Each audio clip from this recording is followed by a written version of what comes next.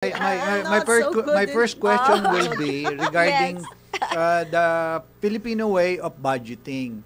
And this about yung kurot-kurot as compared to conscious spending. What Ano is ba the ibig difference? sabihin ng kurot-kurot sa Amanda? Patakip? Pakurot? Ganun ba? Pakurot, ganun. Yung parang hindi na- Actually, walang budgeting yun. Kasi wala pakurot. talaga, Halimbawa, kurot. ito yung buong sahod mo. So, Okay, makinig kayo lahat ng nasa newsroom lahat ng sahod nyo raw. O pakinggan natin. Okay. Paano nyo to palalaguin? Go. Ay, yung Go. kurot-kurot. yung kurot-kurot muna, di ba? Sige, sige. Oo, Kumurot sa So, budget. yun yung walang conscious spending kasi hindi Program. hindi allocated. Okay. Magkano ba yung amount? Halimbawa, para sa gimmick Renta ko. ng bahay. Gimmick ang nauna.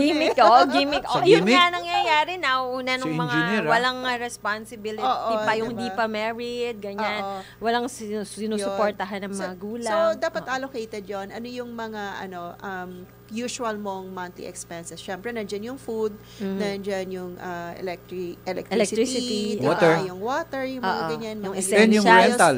Rental. Yes, If they're rental, if they're renting. Internet. nasa dorm. Internet sa bahay, and then your kung postpaid Load. man, ang phone mo or yung load mo, di ba?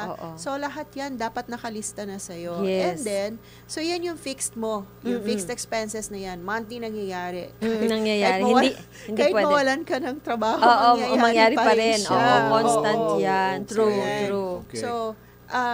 So aside from that, so usually kung halimbawang covered naman yan sa sa salary mo, yung kurot-kurot is okay, may sobra naman tong salary ko. So ang gagawin ko, kuha ako onti lang, pang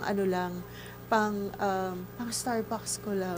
Pero yung Starbucks mo, yung Starbucks na yan, dumaan ako sa face na yan. Nakala mo, 150, 160, 170 lang yung frappuccino Coffee, mo.